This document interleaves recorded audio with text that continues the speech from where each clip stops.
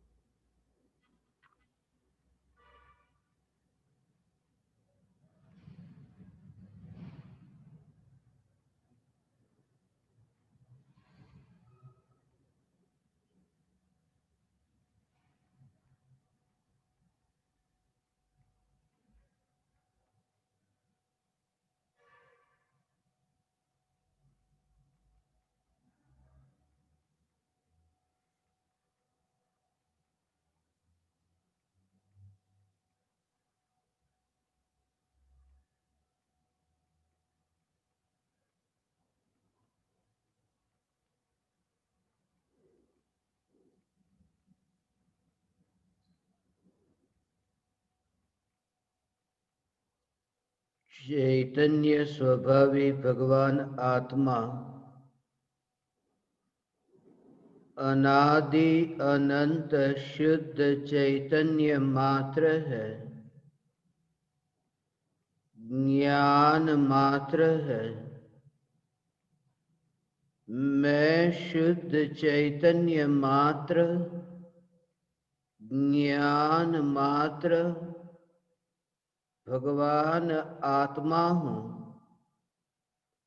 प्रति समय यह जागृति बनी रहे, इस जागृति का नाम धर्म है। देह की प्रत्येक क्रिया के काल में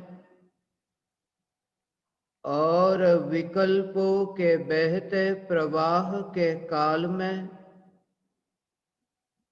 ज्ञानी को प्रति समय यह जागृति रहती है कि मैं चैतन्य तत्व इस देह की किसी भी क्रिया में और विकल्पों के बहते प्रवाह में कहीं भी मिला नहीं हूँ। ऐसा शुद्ध चैतन्य तत्व मैं हूँ। प्रति समय स्वयं की शुद्ध चैतन्य सत्ता का बोध आत्म जागृति ही धर्म है। चैतन्य तत्व की स्व संवेदन प्रत्यक्ष निर्विकल्प अनुभूति होते ही देह होने पर भी देहातीत दशा प्रकट होती है। इतना ही नहीं, विकल्प होने पर भी विकल्पातीत दशा प्रकट होती है। चैतन्य तत्व की निर्विकल्प अनुभूति होते ही आत्मा में अतीन्द्रिय आनंद का सागर उछलता है। फिर भी ज्ञानी की दृष्टि उस अतीन्द्रिय आनंद के सागर की ओर भी नहीं जाती और दृष्टि चैतन्य तत्व पर ही टिकी रहती है। यह चैतन्य तत्व ही मैं हूँ। चैतन्य तत्व की निर्विकल्प अनुभूति होते ही ज्ञान दीपक प्रज्वलित होता है। ज्ञान दीपक प्रज्वलित होते ही ऐसे यथार्थ श्रद्धा होती है कि मैं त्रिकाल प्रज्वलित ज्ञान दीपक हूं, चैतन्य ज्योति की सत्ता के अतिरिक्त देह रूपी मिट्टी और रागादि विकारी भाव रूपी धुएं में कहीं भी फैला नहीं हूं। ज्ञान दीपक प्रज्वलित होते ही ज्ञानी स्वयं को राख की दीवार का पड़ोसी मानता है और मोक्ष मार्ग का मुसाफिर जानता है। ज्ञान दीपक प्रज्वलित होते ही प्रज्वलित ज्ञान ज्योति से प्रकाशित ज्योति और प्रकाशित मिट्टी आदि अन्य पर पदार्थ प्रकाशित तो होते हैं, फिर भी यह जागृति कि ज्योति और मिट्टी ये दोनों न्यारे न्यारे हैं। जैसे दीपक की ज्योति से ज्योति प्रकाशित होती हो और दीपक की ज्योति से मिट्टी आदि अन्य पदार्थ प्रकाशित होते हो। जब ज्योति से अन्य पदार्थ प्रकाशित होते हैं तब वह ज्योति अन्य पदार्थों में नहीं गई, वहां वह ज्योति का जो विस्तार है वह विस्तार अन्य पदार्थों में नहीं है, वह ज्योति का विस्तार वह स्वयं का ही विस्तार है। ज्ञानी को सदाकाल यह जागृति है कि जब ज्ञान से जगत के ज्ञेय प्रकाशित होते हैं, ज्ञान का बढ़ना हुआ, ये ज्ञेय प्रकाशित हुए। पहले एक वस्तु जानने में आती थी, अब दो जानने में आती है, फिर वस्तु बढ़ती गई, वस्तु का ज्ञान बढ़ता गया। मगर जब वह ज्ञान बढ़ता है तब वो वस्तु में बढ़ना नहीं हुआ, वह ज्ञान का ही विस्तार है। जब भी जगत के पदार्थ प्रकाशित होते हैं तो ज्ञानी को यह जागृति कि स्व पर प्रकाशक ऐसा जो ज्ञान का स्वभाव है, इस स्वभाव का ही यह विस्तार है और कुछ भी नहीं। फिर भी विस्तार में भी स्वरूप की सत्ता तो सदाकाल स्थित है। ये स्थित चैतन्य सत्ता में एकत्व ज्ञानी को प्रति समय रहता है। इसलिए ज्ञान से भले ही राग का विकल्प प्रकाशित होता हो और राग का विकल्प जानने में आता हो, मगर राग के विकल्प के ज्ञान में जानने में आने के काल में यह ज्ञान का ही विस्तार है, क्योंकि जहां जहां जानना हो रहा है वहां ज्ञान ही तो है, वहां राग तो कहीं भी नहीं।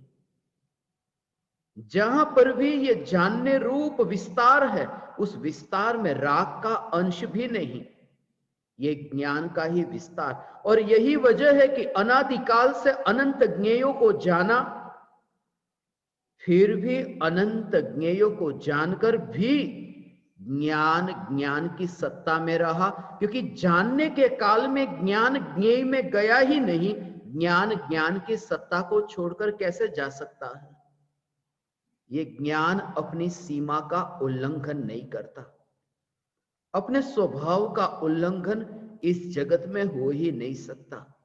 यही तो वजह है कि अनंत दुख भोगा, अनंत जन्म मरण हुए, फिर भी चैतन्य स्वभाव को क्या हुआ?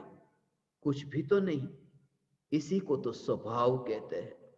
कैसी भी विभाव रूप पर्याय हो, फिर भी स्वभाव सदाकाल कायम रहे। कितना भी पानी गर्म हो, फिर भी आग पर गिरे कि आग को बुझा दे, वो विभाव में भी वो जो स्वभाव, वह स्वभाव सदाकाल कायम है।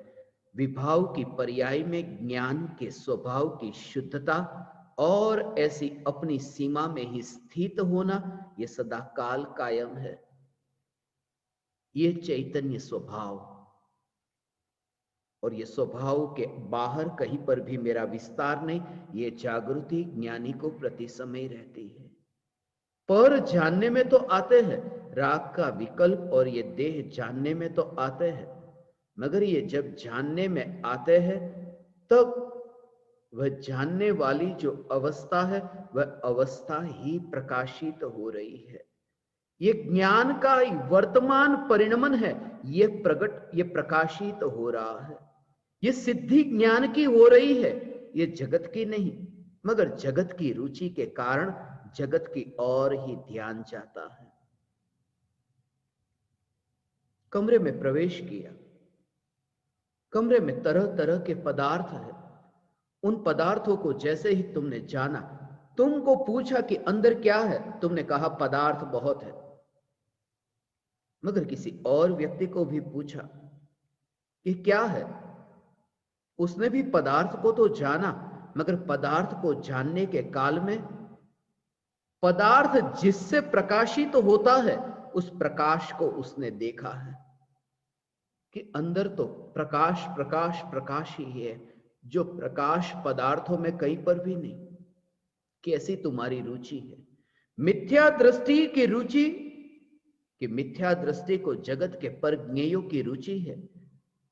उन्हें यही दिखाई देता है, ये देह जानने में आता है, देह के संयोग जानने में आते हैं, राग का विकल्प जानने में आता है, द्वेष का विकल्प जानने में आता है, और ज्ञानी को प्रति समय ज्ञान की परिणमित होने वाली ये जानने रूप पर्याय जानने में आती है। ये ज्ञान का वर्तमान का ही प्रकट स्वरूप है, यह जानने में आता है। जब ज्ञेय ज्ञान में जानने में आता है तब ज्ञान की अवस्था, जो ज्ञेयों को जानने वाली ऐसी जो ज्ञान की अवस्था, जिस अवस्था को तुम कहो ज्ञेयाकार ज्ञान, इस शब्द से तुम भ्रमित मत होना। ज्ञेयाकार ज्ञान इस शब्द से इसलिए भ्रमित मत होना क्योंकि संभावना है जब तुम ये सुनते हो ज्ञेयाकार ज्ञान, तब ज्ञान ज्ञेयों के आकार का है, तो हो सकता है ज्ञेयों का होगा। इसलिए ज्ञेयों का ज्ञान न मान लो। इसलिए ये कहा कि ज्ञान की जो अवस्था ज्ञेयाकार है, वह ज्ञेयाकार अवस्था में विस्तार किसका है? ज्ञेय का है कि ज्ञान का है? इसलिए वो जो प्रकाशित हो रहा है, ज्ञेय आकार में प्रकाशित हो रहा है, वह ज्ञान ही तो है, वह ज्ञायक ही तो है। इसलिए यह दृष्टि ज्ञेयाकार रूपे परिणमित होता हुआ भी न्यायक जानने में आया। ये न्यायक जानने में आया।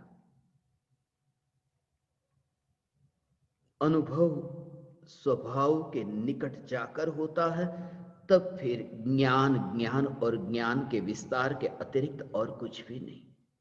ये बात तुम्हें ऐसे समझ में आएगी जिसे सिद्ध परमात्मा है, देहातीत अशरीरी है, जहां एक परमाणु मात्र भी वहां सिद्ध परमात्मा को छूता नहीं। ऐसी अछूती ऐसी दशा प्रकट हुई, अस्पर्शी ऐसी दशा प्रकट हुई। वहां परमाणु है ही नहीं। अब वहां पर सिद्ध भगवान जहां है वहां तुम ढूंढने जाओ।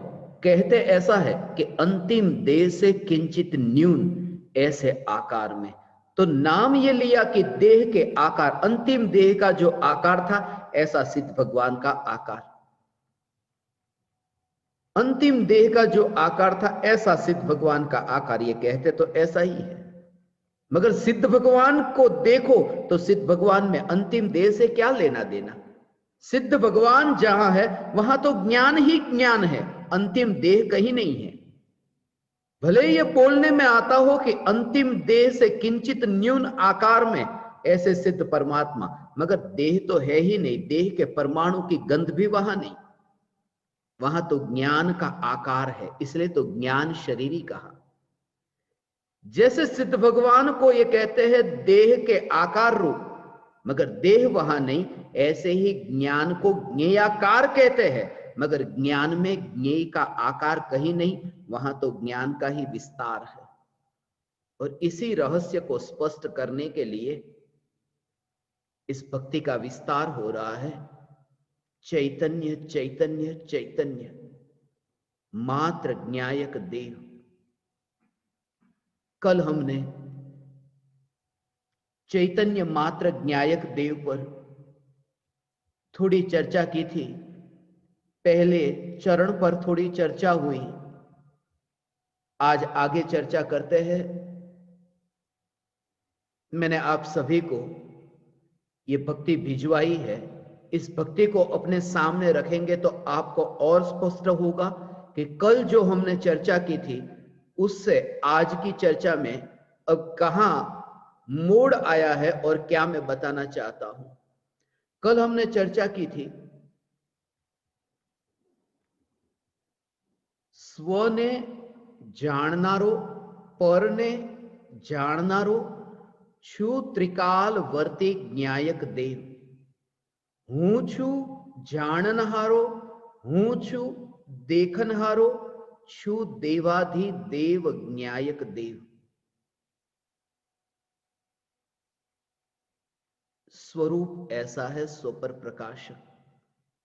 स्व पर प्रकाशक स्वरूप पर चर्चा हुई और आज जो बात कर रहे हैं कि स्व पर प्रकाशक स्वभाव जो है ज्ञान का, वो स्व पर प्रकाशक स्वभाव का ही विस्तार है। जब स्व को जाने तो भी और पर को जाने तो भी वहां जो फैला हुआ है वह ज्ञान ही है। उस बात को दूसरे चरण में पढ़ते हैं। बंध जाणनारा, मोक्ष जाणनारा, ज्ञाननो ज्ञाता ज्ञायक देव। ना कहीं लेनारो ना कहीं देनारो, चैतन्य मात्र ज्ञायक देव। बंध जाणनारा, मोक्ष जाणनारा, त्रिकाली ध्रुव चैतन्य परमात्मा। ये त्रिकाली ध्रुव चैतन्य परमात्मा बंध को जानता है और मोक्ष को जानता है, ऐसा नहीं कहा। शब्द देखना, बंध जाननारा, मोक्ष जाननारा। बंध को जानने वाला और मोक्ष को जानने वाला कौन है? वह जानने वाला ज्ञान है, और उस ज्ञान का जो ज्ञाता है वह ज्ञायक देव। उसका भाव यह है कि तन्मयता परज्ञेयों में नहीं। बंध और मोक्ष को यहां सबसे पहले परज्ञेय जानो। बंध परज्ञेय है और मोक्ष परज्ञेय है। बंध और मोक्ष ये जो अवस्था है उसको जो जानने वाली ज्ञान की पर्याय है, क्योंकि वह जानने वाली ज्ञान की पर्याय ही अनुभव में आती है, वहां ज्ञान में ज्ञान अनुभव में आता है, स्वयं अनुभव में आता है। इसलिए वो जो स्वयं अनुभव में आता है, वरना ज्ञेय कैसा भी हो, वो अनुभूति स्वयं की है। इसलिए पर को जानने वाला ज्ञान भी स्वयं का ज्ञान है, ये स्वयं की अनुभूति है। बंधन और मुक्ति को देखने वाले को देखना, जानने वाले को जानना। सबसे पहली बात कि जिसने ये जाना है उसने तो अत्यंत दूर से ये जाना बंधन को और मुक्ति को। उसका बंधन भी नहीं, उसकी मुक्ति भी नहीं। जैसे हाथी है, हाथी बंधा है, इतनी लोहे की जंजीर से हाथी को बांधा गया, उस बंधे हाथी को तुम देखते हो और बहुत चिरकाल तक उस हाथी का बंधन वो कटा, बंधन छूट गया। अब हाथी की आंख को देखो। हाथी देखता है अपने पैरों में जंजीर को, मगर जंजीर को जब देखता है तब आंख, जब वो बंधी हुई जंजीर को देखती है तब आंख का बंधन नहीं है, और जब जंजीर कट गई तब आंख की मुक्ति हुई, ऐसा नहीं है। बंधन हुआ था तब भी आंख ने मात्र देखा, और वह जंजीर छूट गई तब भी आंख मात्र देखती है। यही तो स्वरूप है ज्ञान का। इसलिए तो अनादिकाल से भगवान निगोद की अवस्था में बंधन और सिद्धावस्था में मुक्ति, मगर ज्ञान में क्या हुआ? ज्ञान में सिर्फ प्रतिबिंब और कुछ भी नहीं। और ज्ञान में जब प्रतिबिंबित हुआ ये बंध और मोक्ष, तब ज्ञान की अवस्था में व्याप्त वह ज्ञान ही है।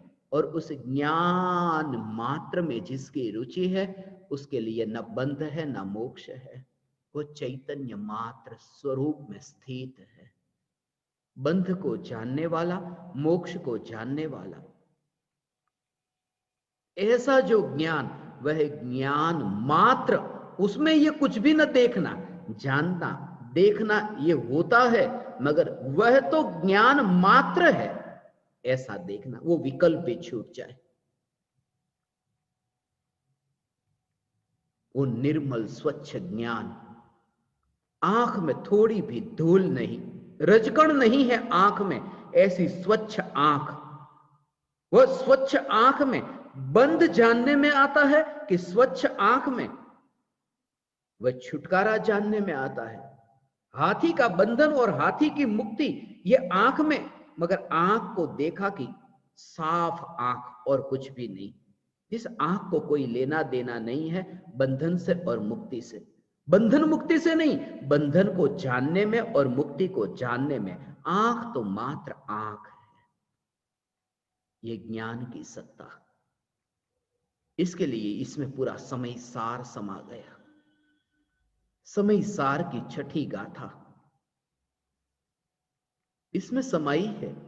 कल जब मैंने आपको कहा चैतन्य चैतन्य चैतन्य चैतन्य चैतन्य चैतन्य 4 और 2 42 कहा न, उस समय ही मुझे आपको कहना था कि ये छठी गाथा,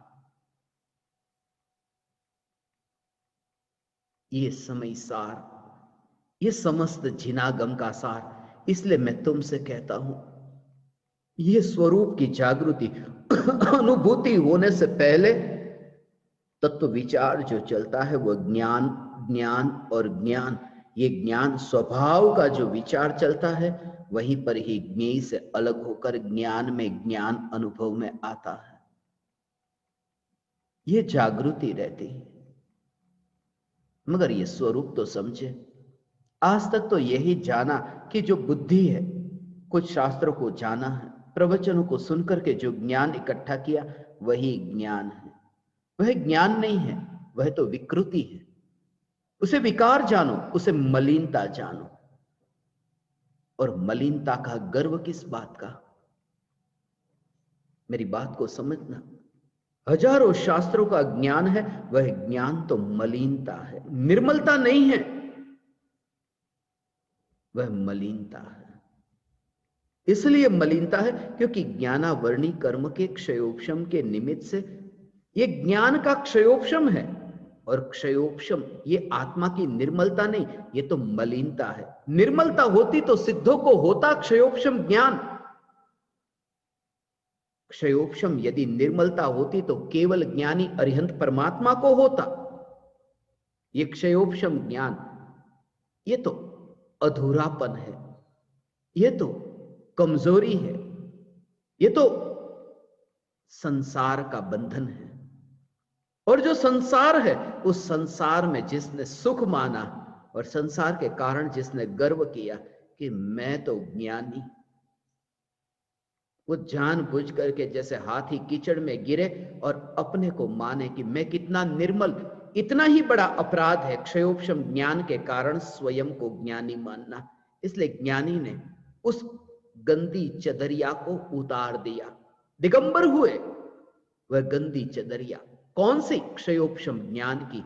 इसलिए तो अनुभूति के काल में क्षयोपशम ज्ञान एक और रहता है।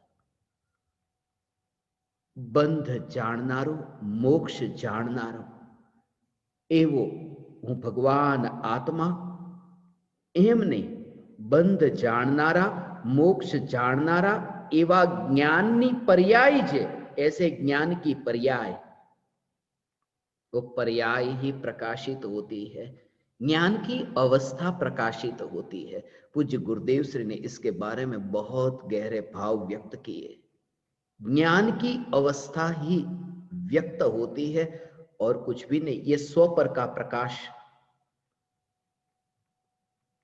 केवल ज्ञान है, वह केवल ज्ञान, ज्ञान का ही तो विस्तार है, जगत का विस्तार थोड़ी है, लोकालोक का विस्तार थोड़ी है। उसमें स्वयं का ही विस्तार देखना। और जब भी पर जानने में आए तब ये जागृति, पर जानने में आया ऐसा नहीं, पर जब जानने में आता है तब पर को जानने वाली ज्ञान की अवस्था प्रकाशित हुई।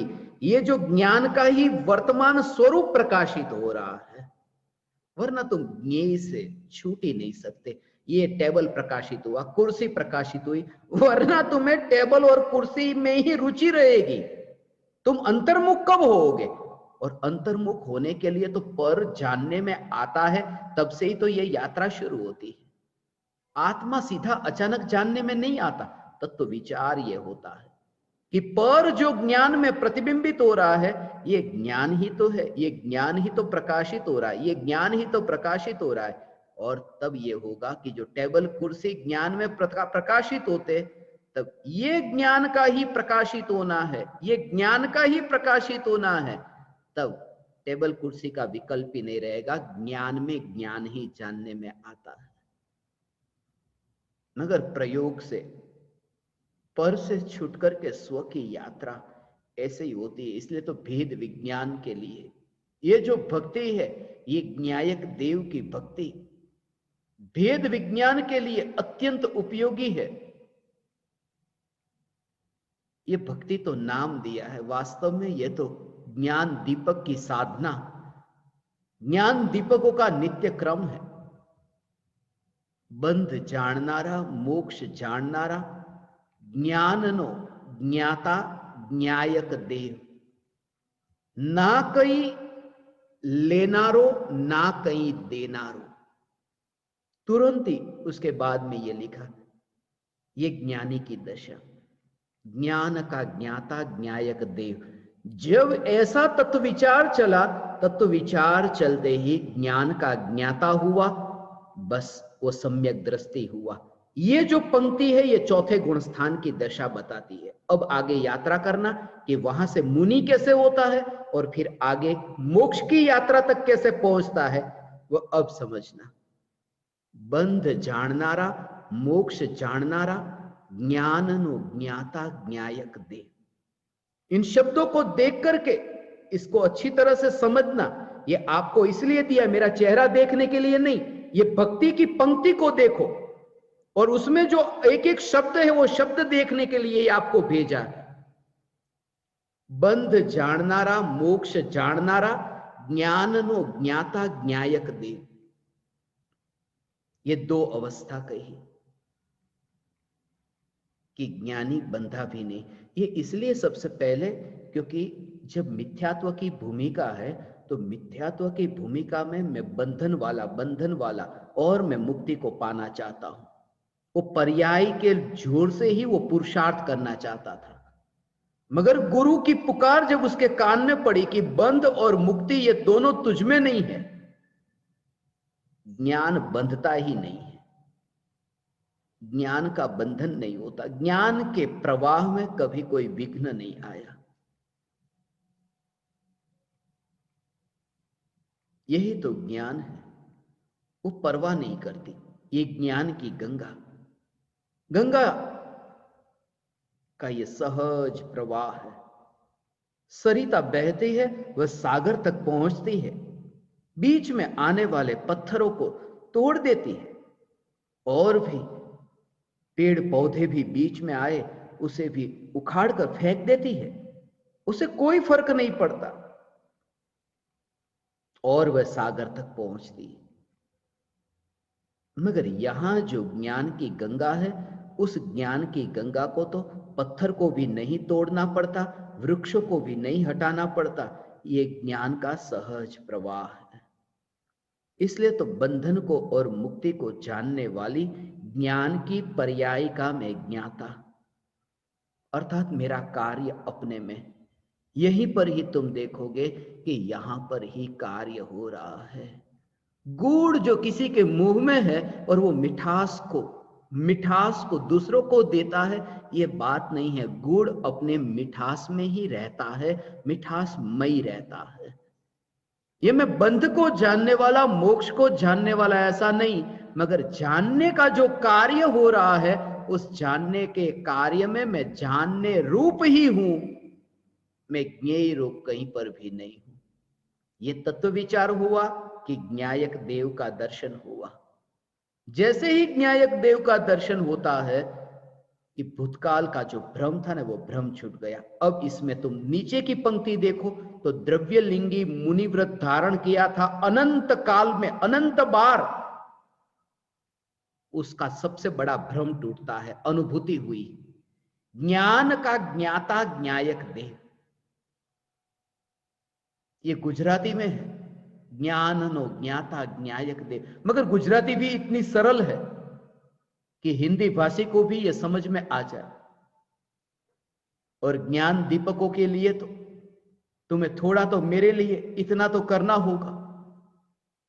जब मैं आपके लिए पूरा सत्संग हिंदी में बोलता हूं, तो आपको यह भक्ति के लिए थोड़ी गुजराती तो सीखनी पड़ेगी, और कठिन नहीं है। बंध जाननारा, मोक्ष जाननारा, ज्ञाननो ज्ञाता ज्ञायक देव, अनुभूति हुई, चौथा गुणस्थान। और जो भूतकाल में अनंत बार घर, पुत्र, पत्नी, परिवार को छोड़ा था ना, संसार में ये सब छोड़ दिया, अब वो भ्रम मिट गया। अनुभूति होते ही ये भ्रम मिट जाता है। ये तुम्हारा भी बहुत बड़ा भ्रम था कि मैं संसार को छोड़ दूं, परिवारजनों की जो संपत्ति परिवारजनों को लौटा दूं, बेटे के भाग का है वो बेटे को दे दूं, सबको बांट दूं, कुछ भी अपने पास में न रखो। ये भूतकाल की जो वृत्ति थी वो यही थी। और अनुभूति होते ही ये स्वरूप समझ में आया, ना कहीं लेना रो, ना कहीं देना रो, ना कुछ लेने वाला और ना कुछ देने वाला। ऐसा चैतन्य मात्र ज्ञायक देव, यह मैं हूं, ये जागृति प्रति समय रहती है। इसलिए ज्ञानी मुनि होने के लिए आकुलित नहीं होता। अज्ञानी को आकुलता होती है, मेरे गुरुजी मुनि होना चाहते हैं, कब होंगे? ज्ञानी को नहीं होती ये श्रद्धा। ना कहीं लेना रो, ना कहीं देना रो। मगर वो मुनि धर्म अंगीकार करने का भाव तो आता है ना मुनि को। अंगीकार करने का भाव जो आता है ना, वह मुनि धर्म नहीं है, वह विकृति है। विकृति पूज्य कैसे हो सकती है? जिस समय ये भाव आए न कि बस ये परिवारजनों को छोड़ करके, ये परिग्रह को छोड़ करके वन में जाओ, उस समय विकृति जानता है, विकृति जानता है, विकार जानता है, ये धर्म नहीं। तो फिर ज्ञानी क्यों? ये विकार तो उत्पन्न हुआ, मुनि धर्म अंगीकार करने का भाव आया, वन में यात्रा करने का भाव आया। इस विकल्प की उत्पत्ति के काल में ये विकल्प जो उत्पन्न हुआ, न तो उस विकल्प का लेने वाला हूं, न देने वाला हूं, ऐसा मैं चैतन्य मात्र हूं, वस्तु को नहीं। वस्तु को घर वालों को देकर निकला ऐसा नहीं, वन की ओर यात्रा हो रही है। ऐसे जो विकल्प उत्पन्न होते हैं, ये विकल्प भी ज्ञान में नहीं आते हैं, न ज्ञान में से कुछ जाता है। ज्ञान कुछ भी न लेता है, न कुछ भी देता है। उन विकल्पों में भी ये ज्ञान कहीं पर भी नहीं है। ये मुनि धर्म पालन करने का विकल्प है। ये स्वरूप आज तक मुनि धर्म अंगीकार करना तो चाहा, मगर अंगीकार करना चाहा ने, अंगीकार करने वाले अंगीकार नहीं करते। और जिन्होंने मुनि धर्म अंगीकार किया, नहीं, वे मुनि नहीं। मुनि धर्म जो अंगीकार हुआ वह ज्ञान में प्रतिबिंबित हुआ, और यह ज्ञान ही प्रकाशित हो रहा है। मुनि धर्म में है, ये तो ज्ञान ज्ञान और ज्ञान ही प्रकाशित हो रहा है। ऐसी जहां दशा हो, बस वहां मुनि धर्म होता है, अकर्ता भाव होता है, न कहीं लेनारो न कहीं देनारो, लेने वाला भी नहीं और देने वाला भी नहीं। इसलिए जो भूतकाल में ये भावना थी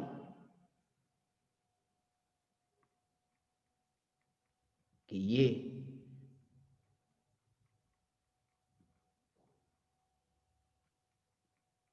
राख की दीवार, ये शरीर, ये मांस मज्जा, मैं थक चुका हूं अब बहुत, अब मैं छूटना चाहता हूं ये शरीर से, कब छुटकारा हो देह से, वह भाव मिट जाता है। छूटना किससे चाहता है? जब अनुभूति होती है, तब अनुभूति में, जब स्वरूप में, अपने घर में जो देखा हो उसे छोड़ने की बात आए। इसलिए मुनि विकार को छोड़ते नहीं है, विकार को छोड़ते नहीं। जिस समय ज्ञान की पर्याय ज्ञायक में ढलती है, ऐसा हो, ज्ञान की पर्याय ज्ञायक में ढलती है, तब ज्ञान की पर्याय ज्ञायक में ढलती है, तब ये पाया कि ज्ञायक में तो राग है ही नहीं। तो जिसमें है ही नहीं, अब उसका त्याग करने के लिए कैसे विकल्प भी उठे कि मैं उसका त्याग कर दूं। इसलिए ज्ञानी को विकल्प नहीं होते, ज्ञानी को नहीं होते, वो अंतर की बात है। ज्ञानी को नहीं होते, पर्याय में जो होता है सो होता है, मगर अंतर में ज्ञानी वह निर्विकल्प है। इसलिए विकल्पों का त्याग नहीं किया। उस ज्ञायक की अनुभूति हुई कि जिस ज्ञायक में विकल्प नहीं है, फिर उसे तुम त्याग कह दो तो कह दो। ऐसा ज्ञायक पर्याय में अनुभव में आया।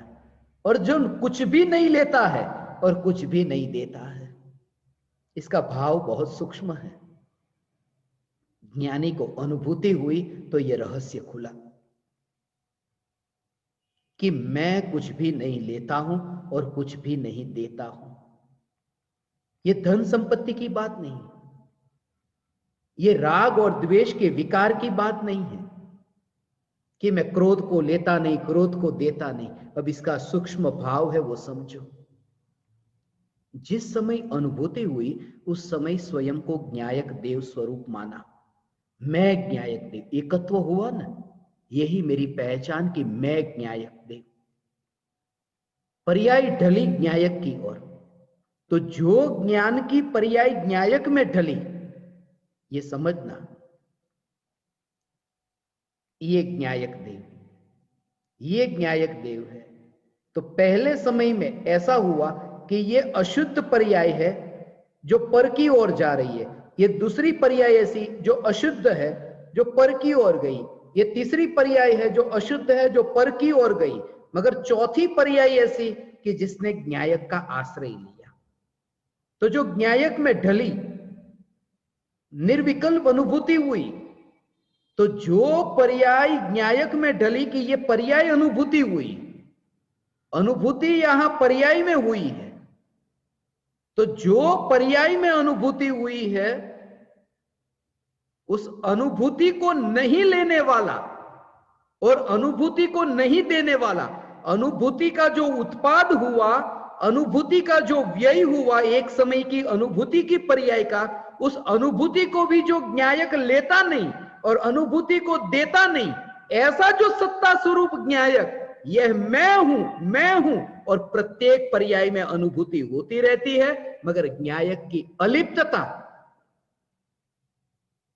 यह ज्ञायक देव ना कहीं लेनारो ना कहीं देनारो। क्योंकि अनुभूति को लेना कहां चाहा कि अंतर में वो तो ढली, तो मैंने कहां लिया। और मैं यदि उसको पकड़कर रोक सकता तो अनंत काल के लिए रोक लेता। फिर ये विकल्प क्यों आए बोलने के? वो क्यों गई अनुभूति? न्यायक की श्रद्धा, श्रद्धा है न्यायक की, अनुभूति चली गई। श्रद्धा न्यायक की है जिसने अनुभूति को लाया भी नहीं, अनुभूति को भेजा भी नहीं। उस समय भी ज्ञानी को श्रद्धा है जब वे बोलते हैं कि अनुभूति की पर्याय अंदर में गई और बाहर गई। बाहर जाने का मतलब है व्यय, अंदर आने का अर्थ है उत्पाद। उत्पाद और व्यय ये हुआ है अनुभूति का, मगर उसमें भी न्यायक देव अकर्ता है। ये चैतन्य सत्ता मात्र, इसलिए तो ना कहीं लेनारो ना कहीं देनारो। इसलिए ये चैतन्य मात्र न्यायक देव, कहीं जो लिखा है कुछ भी लेता नहीं और कुछ भी देता नहीं, मगर कुछ में तुम्हारा जो जोर पूरा बाहर का है, बाहर के पदार्थ होगा। क्योंकि अनुभूति हुई नहीं। जो देह स्वरूप मानता है वो यही देखता है कि रुपये को लेता नहीं, रुपये को देता नहीं। देह में रुपये पकड़ में आते, रुपये देह में आते हैं, मगर यहां पर्याय जो अंतर्मुख होती है, उस पर्याय में ये श्रद्धा का जोर, ये अनुभूति मैं नहीं। इसी वजह से अनुभूति छूटने पर भी ज्ञानी अपने को मुर्दा रूप नहीं देखता, जड़ नहीं देखता, वरना मर गया। क्योंकि अनुभूति की मृत्यु हुई, निर्विकल्प अनुभव न रहा, बोलने का विकल्प आया। मगर ज्ञानी उस समय भी अपने को अमृत नित्य क्यों मानता है? क्योंकि जो अनुभूति की पर्याय आई गई उसे मैंने लिया ही नहीं। जब वो आई नहीं, गई नहीं, तो मेरा क्या लूटा? श्रद्धा का जोर यह है, इस श्रद्धा के बल पर प्रति समय कर्मों की निर्जरा होती है। अज्ञानी पलाठी लगाकर बैठता है फिर भी निर्जरा नहीं, और ज्ञानी युद्ध के मैदान में इस जागृति के बल पर निर्जरा है।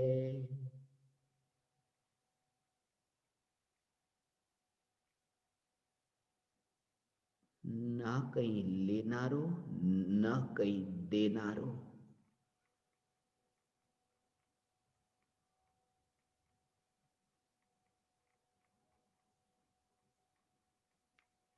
चैतन्य मात्र न्यायक देव।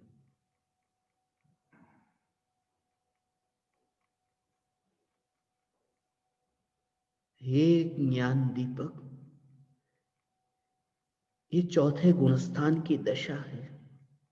त्यागोपादान शून्यत्व शक्ति संपन्न भगवान आत्मा, ये भी बोलने में आता है। त्याग और ग्रहण जो नहीं कर सकता, ऐसा ये भगवान आत्मा।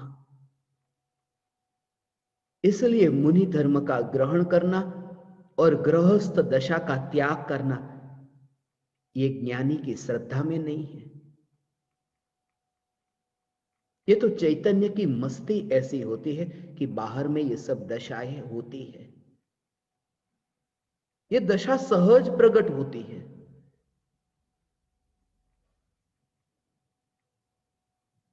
रत्नत्रय प्रकट हुआ, मुनि धर्म प्रकट हुआ, पूर्ण वितरागता और केवल ज्ञान प्रकट हुआ। मगर जन्म लेने वाले केवल ज्ञान में रुचि क्यों हो?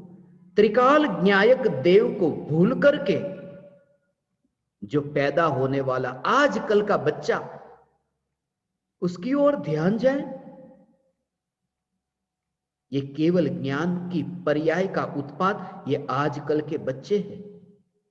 और ये परमात्मा, ये ज्ञायक देव सर्वज्ञ स्वभाव, ये अनादि अनंत है। ये स्वरूप की जागृति।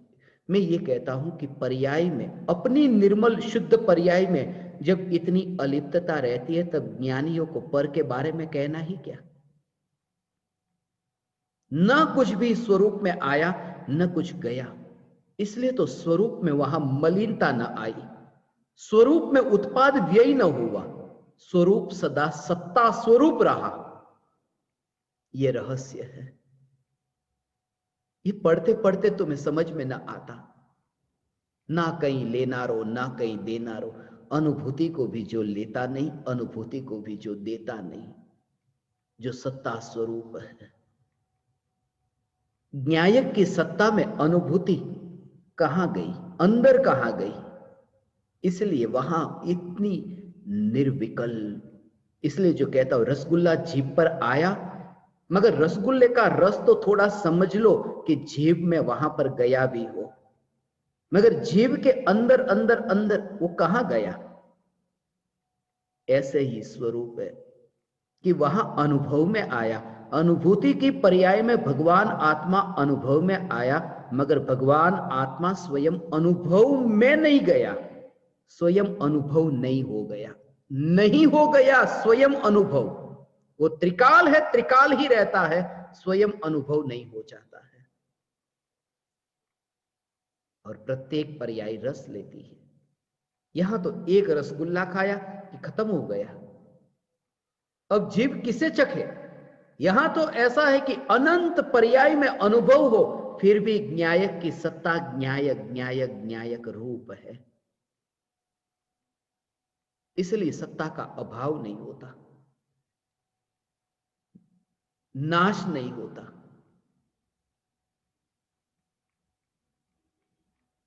किसे मैं लूं और किसे मैं दूं, ये जागृति। इसलिए हे ज्ञान दीपक, तुम्हारी ये जागृति प्रति समय कि ना तुम्हें कुछ छोड़ना है ना कुछ ग्रहण करना है।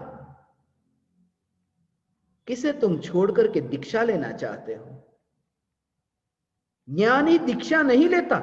दीक्षा की ये पर्याय ज्ञान में प्रतिबिंबित होती है, तब जागृत रहता है कि ये ज्ञान ही प्रकाशित हो रहा है।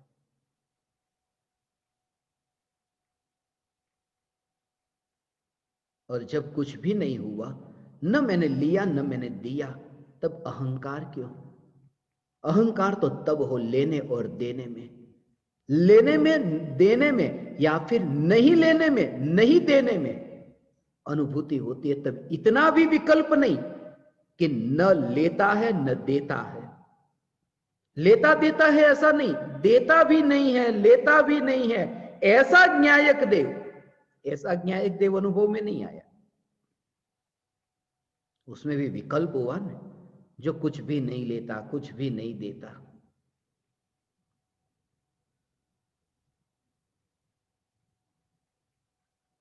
दोनों में देता है और नहीं देता है, ये दोनों में ध्यान वहां पर गया, ध्यान वहां गया। अब मैं तुमसे कहूं कि यहां मेरी सभा में जो बैठे हैं, उनमें एक व्यक्ति ऐसा है जो देता बहुत है, बहुत दान देता है। एक व्यक्ति ऐसा है जो कुछ भी नहीं देता है। जब मैं कहता हूं यह व्यक्ति बहुत देता है, तब मैंने तुम्हारा अटेंशन डाइवर्ट कर दिया उस व्यक्ति की ओर। जब मैं ये कहता हूं यह व्यक्ति कुछ भी नहीं देता है, तब भी तुम्हारा अटेंशन डाइवर्ट कर दिया उस व्यक्ति की ओर जो कुछ भी नहीं देता है। और जब मैं चुप हूं, न देता न लेता, न देता है न लेता है, और लेता है देता है, ये कोई भी विकल्प नहीं। मैं उनका नाम ही न लूं और चुपचाप में रहूं, तुम्हारा अटेंशन मेरी ओर होगा। ये न्यायक देव लेता है, देता है, लेता नहीं है, देता नहीं है, ये सब नहीं, और मात्र न्यायक चैतन्य मात्र, तब पूरा अटेंशन वहां रहता है। फिर उसकी विवेचना होती है, फिर उसकी व्याख्या होती है, फिर उसका विस्तार होता है कि न्यायक देव न कुछ लेता है न कुछ देता है, मगर अनुभूति में तो ये कुछ भी नहीं, ये कोई विकल्प नहीं। तभी तो निर्विकल्प हुआ। और तुम्हें ये दशा प्रकट होगी क्योंकि तुमने ये स्वरूप ही कभी नहीं सुना। मुनि का स्वरूप तुम्हारे कान में आज तक नहीं पड़ा। महाराज साहबों को बहुत देखा, घर को छोड़ दिया, देखो कुछ भी अपने पास में, मोबाइल फोन भी नहीं रखते, लैपटॉप नहीं रखते, इलेक्ट्रिसिटी का उपयोग नहीं करते। साधु नहाते नहीं। देखो कितने ही दिनों से गंदी गंदी चादर को ओढ़ के रखा है, इतने मैले शरीर, गंदा शरीर, इतनी बदबू आती, मगर कहते हैं मैल तो साधु का आभूषण है। मैल साधु का आभूषण है? मैल साधु का आभूषण नहीं है, रत्नत्रयी और वितराग परिणति साधु का आभूषण है। वो तो शरीर का कचरा है, मैल साधु का आभूषण कैसे हो गया? कोई पराया द्रव्य आत्मा का आभूषण होता है? मगर आज तक तुमने देह से ही साधु को देखा, इसलिए साधु का लक्षण भी तुमने देह से ही जाना माना। साधु का लक्षण देह से नहीं, साधु की पहचान देह से नहीं। इसलिए मैं तुमसे नहीं कहता ये इलेक्ट्रिसिटी, ये विद्युत उपकरण, इलेक्ट्रिक इंस्ट्रूमेंट का उपयोग करना बंद कर दो। भोगों के लिए इतना उपयोग करते हो और चैतन्य तत्व की अनुभूति के लिए बस सब त्याग की बात शुरू कर देते हो।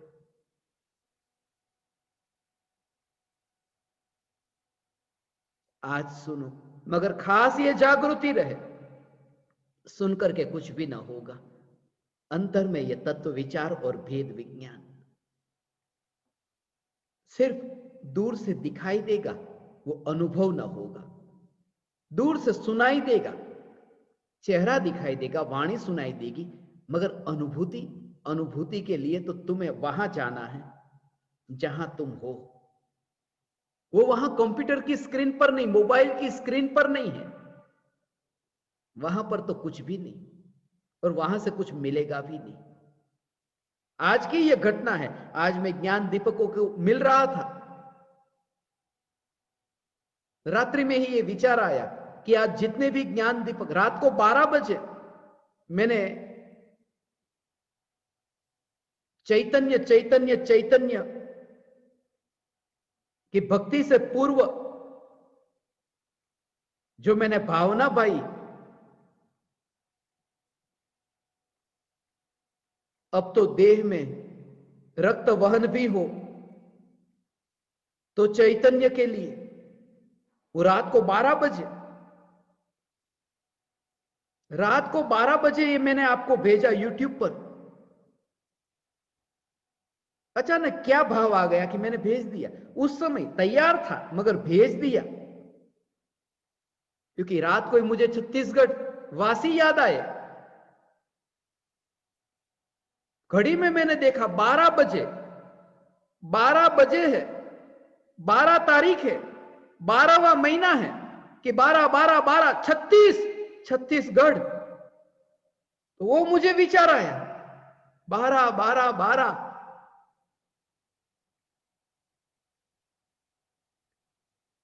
मगर ये सुनकर के कुछ भी ना होगा। ये इसलिए आज मुझे ये स्मरण में आया क्योंकि आज मैं कुछ ज्ञान दीपकों को मिला था, ओडिशा वासी। उनकी भक्ति जो मैंने देखी, ऐसी भक्ति किसी भी ज्ञान दीपक में नहीं देखी।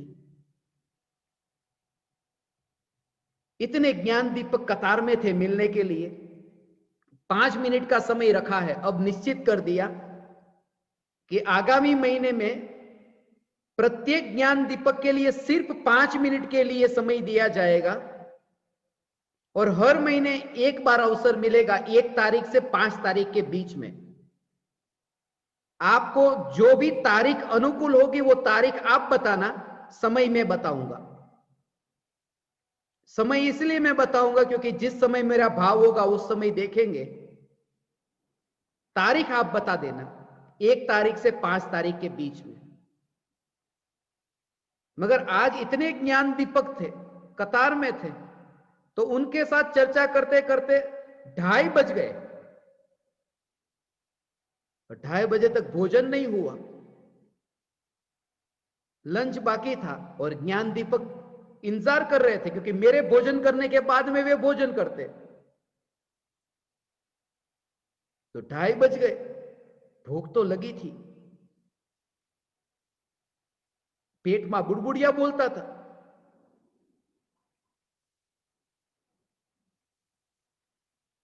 मगर तभी ओडिशा वासी ज्ञान दीपक, उनका भी ऐसा कनेक्शन कि उनको भाव आया कि मैं कुछ आहार दूं, तो उनको ऐसा भाव आया, उन्होंने वहां से केले का छिलका निकाला और मुझे कहा, लो आप। मेरे मुंह में तो नहीं गया, उनकी कंप्यूटर की स्क्रीन खराब हुई। मैं ये विचार करता था उस समय, मैंने उनको कहा कि जैसे आपका दिया हुआ भोजन यहां नहीं आता, प्रैक्टिकल होना चाहिए, ऐसे ही शब्दों से भूख नहीं मिटेगी। कंप्यूटर की स्क्रीन पर दर्शन होगा, उससे भूख न मिटेगी। प्रयोग सत्ता स्वरूप यहां चाहिए, और ये सत्ता स्वरूप न्यायक देव ये मैं हूं। ना कई लेनारो, ना कई देनारो, चैतन्य मात्र न्यायक देव।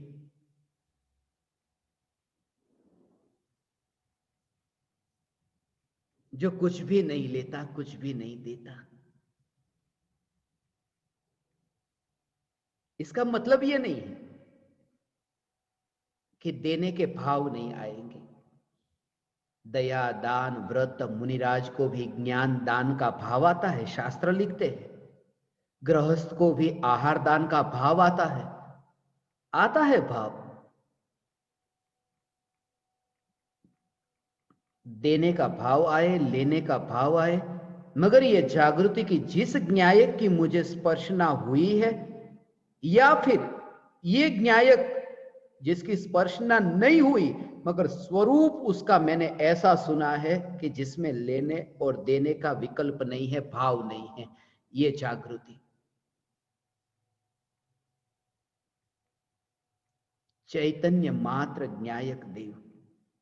हे ज्ञान दीपक, बहुत सी बातें तुमसे कहनी है,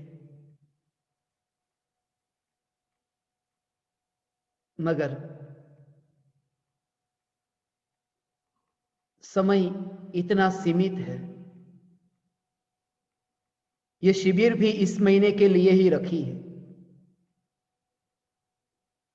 इस वजह से क्योंकि मुझे शिविर में बैठना ठीक नहीं लगता। इसलिए क्योंकि शिविर जब रखते हैं तो उसमें साथ में समय भी लिखना पड़ता है। प्रारंभ इतने बजे और समापन इतने बजे, 7:42 से 8:42। और मुझे ऐसे सत्संग में रुचि है जिसमें शुरुआत का समय तो लिखना पड़े, मगर अंत का नहीं। उसमें आनंद आता है, बंधा हुआ नहीं लगता, मुक्ति लगती है, इसमें बंधन लगता है। फिर भी कोई बात नहीं, बंध जाणनारो मोक्ष जाणनारा ज्ञान नो ज्ञाता न्यायक देव। ये जागृति प्रति समय बनी रहे। आप परमात्माओं ने मुझे अत्यंत विनयवान होकर सुना, सत्संग करने का अवसर दिया। मैं आप परमात्माओं को मेरे हृदय के अंतःकरण से प्रणाम करता हूं। मेरे प्रणाम स्वीकार करें।